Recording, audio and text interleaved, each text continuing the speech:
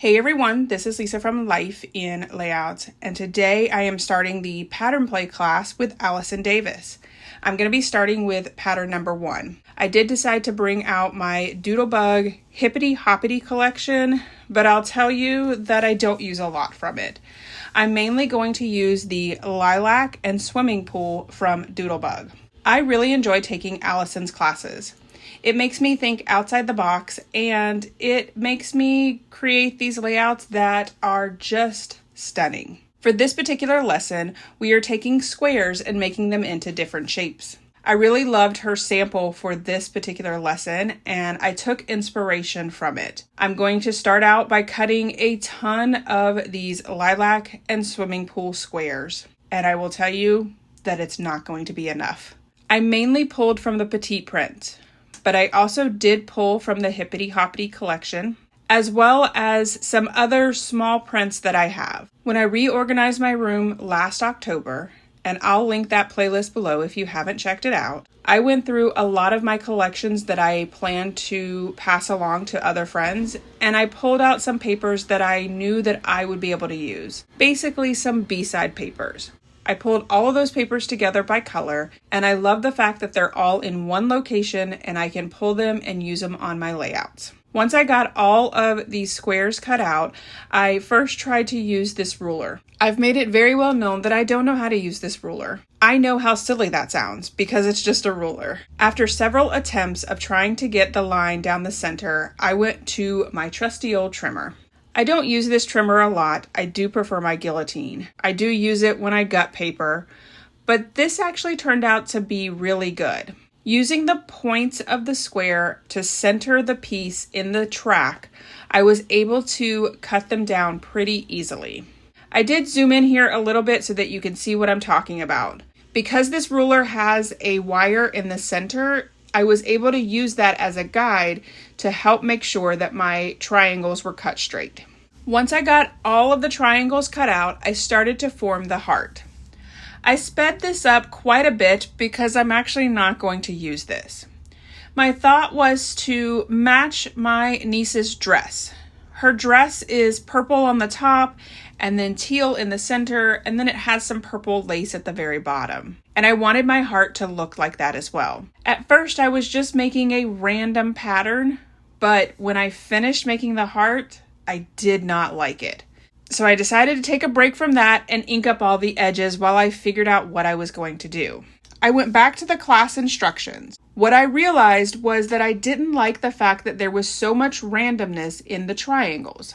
So I decided to have each row be a separate pattern. So at the very top, I have those 4 triangles that are sitting on their side, and that is the floral print. Right below it, I have the plaid. And I continued along with that, changing out the patterns until I found something that I was really enjoying. I did have to cut more squares and triangles because I did not have enough for the center, especially since there were a lot more squares in that area. I ended up not repeating the pattern. While I do have some of the prints repeated, the colors aren't repeated. So I do have the floral in both the lilac and the swimming pool, but I only have 1 row of each. I will tell you that I spent a significant amount of time rearranging these triangles to make this heart. The amount of raw video that I had was just crazy. It was just over an hour, and that's sped up by 4. So that means that I had 4 hours of video. And I was able to cut it down quite a bit because a lot of it was repetitive. But I finally feel like I got the heart arranged how I want, and I moved it over off of my white cardstock. I definitely should have used Nicole's trick of using the silhouette mat, but I was already invested in moving it off before I remembered that trick. I pulled out this ruler again to measure the center, and I don't get the center of it, so I did pull out my T-square ruler. I'm just more comfortable with the T-square ruler, and it just makes more sense to me. I think that other ruler just has so much going on that it overwhelms me. I'm going to add just the tiniest piece of adhesive on the back of these triangles because I do plan to stitch on them and I didn't want to gum it up. After I do the stitching, I do go back with some liquid adhesive and adhere everything down that was still kind of sticking up. It wasn't a lot because the stitching does adhere the triangles down. I used my T-square ruler to make sure that the triangles were straight, but this layout is definitely a full-on Monet. It's like the painting. From far away, it's okay, but close up, it's a big old mess. I think overall, it turns out really amazing, and I love the way that it looks, but don't look too closely into the details. I also spend a significant amount of time trying to make sure that these triangles were straight and that the spacing between the triangles was even. It's definitely not, and I'm okay with that because anybody else that's going to look at this layout is just going to see the overall design of this beautiful heart, as well as some beautiful pictures of my niece. Like I mentioned before, Allison's classes always get me to think outside my box and get me out of my comfort zone, as well as I get to spend some pretty significant time stitching, which I am all about, especially after I just did 31 layouts for March Madness, and I didn't get to stitch a whole lot on those layouts. These photos are of my niece from last year from our family's spring photo shoot. My photographer was able to capture these really amazing photos of her, and the decor that the photographer had was pretty closely matching the outfit that my niece had on. I decided to add 3 4x6 photos to the right-hand side of the layout, and then I'm going to add 2 3x4 photos. The large heart on the left wasn't enough, so I decided to add a smaller heart on the right. I took the triangles that I had left over and cut them in half to make them smaller, and I'm going to add a smaller heart to the right-hand side of the layout. I went back and forth in regards to how I was going to lay out the photos, but I knew that I wanted one at the top and one at the bottom with the heart in the center. I followed almost the same design with having the purple at the top and the teal at the bottom, but I didn't add the purple at the very bottom since this heart was much smaller. I was video chatting with Nicole when I put this together, and I actually had a very hard time scaling down this heart. About a year ago, I learned that people see different things in their minds. If you have never heard of the Apple brain test, I would highly recommend that you search for it. Basically what it does is it tells you to think about a red apple, and then it has 5 images of an apple, and it explains how people see images differently in their head, which when I heard other people were different numbers, it surprised me. But I say all of that to say that while I was putting this heart together, I made the comment that I wish I wasn't a 5. Nicole is a 1, and so we have very different visions. I thought about foregoing the heart altogether because I couldn't figure it out. I was just going to do some alternating purple and teal squares. I tried multiple different ways to add them on, thinking maybe I could change up the rotation of the triangles.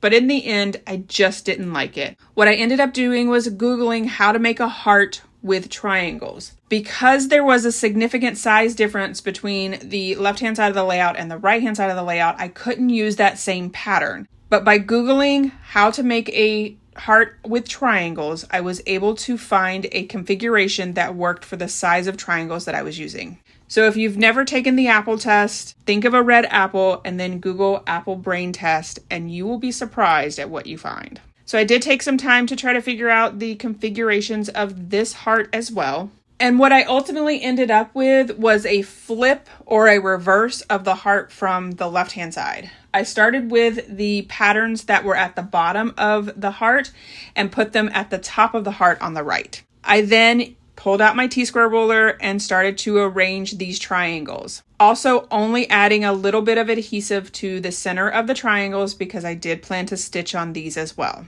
And in the end, the triangles don't line up, but it is what it is. I showed my layout to Nicole and she said, "Hear me out for a second." And I know what that means. I'm going to have a lot more work to do.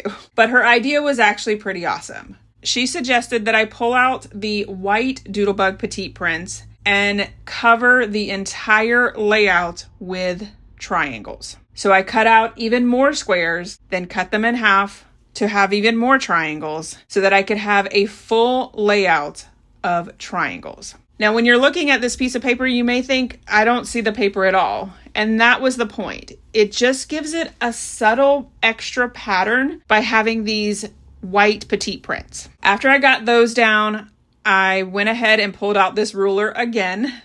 I really am trying to use the ruler. It's not working, but I do try. I was able to draw the lines for my stitching, and then I slowed the video down here so that you could see all of that amazing stitching. I did the tone on tone with the lilac and the swimming pool, and it just brings so much depth and detail to that heart. Now, is my lines perfect and straight? No. Do I care? Absolutely not. I just love the overall look of both of these hearts. I had added the triangles to the left-hand side before I stitched, but then realized that it probably was going to be difficult to stitch it with that on there, so I waited to do the right-hand side of the layout. I cut down the squares to triangles, and then I realized that my photo was going to cover up some of it, so I decided to cut them down and figure out the placement of them, and then use a pencil to mark the area where the photos would be so that I wouldn't use the petite prints behind them. Because the petite prints are going to be sticking out from the photos, I did cover up a lot of it. It was really just like maybe 1 or 2 triangles that I didn't have to use. I start to fill in the background pieces with these triangles. I struggled with this one as well. I feel like I struggled a lot with this layout, but it was one of those things where I had just knocked out 31 layouts and they were fabulous layouts. I loved all of them. I love the fact that I have 31 memories documented. But I wanted to play with paper. I wanted to move paper around. I wanted to spend a significant amount of time on a layout, and I knew that this was going to be that type of layout. Most of the time I can knock out a layout in a couple of hours, but this one really did take me a couple of days. I put a lot of adhesive on the white Doodlebug petite prints because I wanted to make sure that they were down. I then decided to go ahead and use some fun foam on the back of both of these photos that are on the right-hand side of the layout. I ended up getting 7 photos on this layout, which I do feel like is pretty significant, especially with the amount of details that is on this layout. I did need to trim up the white Doodlebug petite prints because it did go off the layout. And then for the left-hand side of the layout, I did print the photos at 4x6 and 3x4 because I wasn't sure which one I was going to use. I wasn't sure if I wanted to use a combination of them both or just use both 3x4s or both 4x6s. I did decide to go with the 3x4s simply because I wanted to make sure that that heart was the focal point of the layout.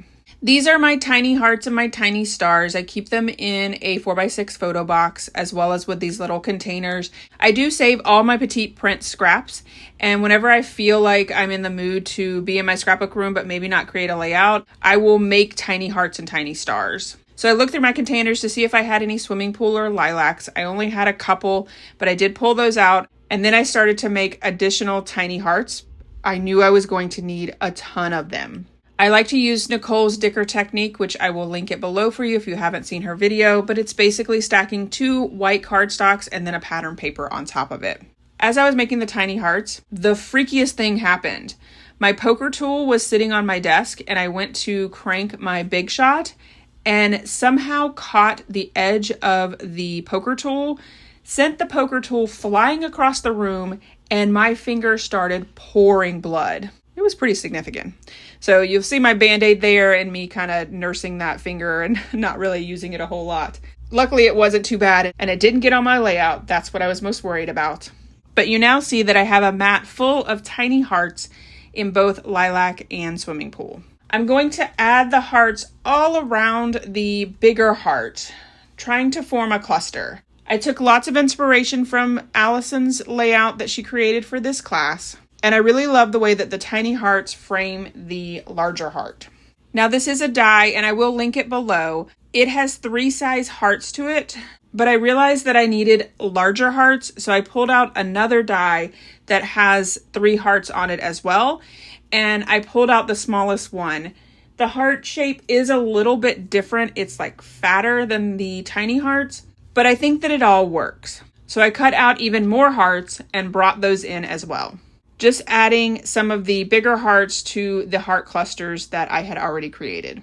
I then pulled out my tweezers as well as my liquid adhesive to try to get all of these hearts down.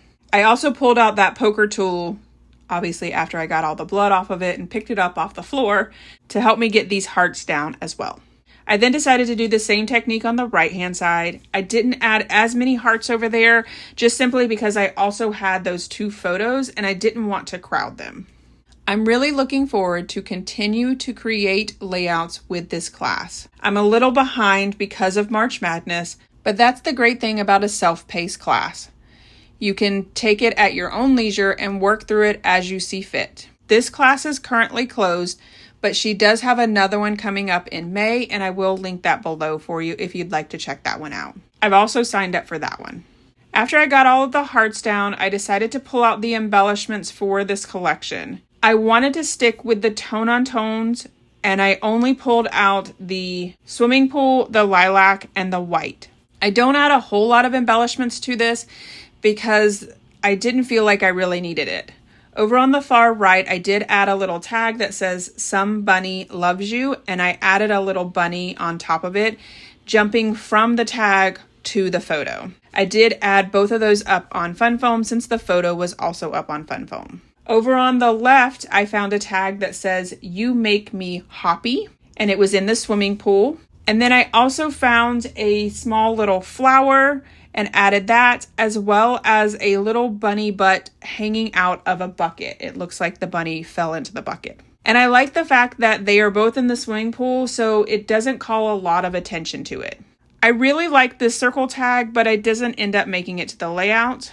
But I did find this sticker that says "Hop, Hop, Hop," and I added that right below the photo. I also found a small purple heart and added that right next to the Hop, Hop, Hop sticker. I then found a tab that says Easter, so I went ahead and added that. My title is going to be Bunny Love. I pulled out some metal dies to do the dicker techniques with this as well. I cut out 2 layers in the white and I laid it down on my layout because I was trying to decide if I wanted to do just the white or if I wanted to do it in the swimming pool. I ultimately ended up doing it just in the white because I did want that to stand out a little bit, so I did have to cut another layer of each one of the letters as well as the word love. I like to put the die cuts on my mat to help them stick down, and it makes it easy to add the top layers to it. I did pick up this cursive font at scrapbook.com. I'll link it below. I've had that word love for quite a while, and I'm not sure exactly where it came from. If I'm able to find it, I will link it below for you.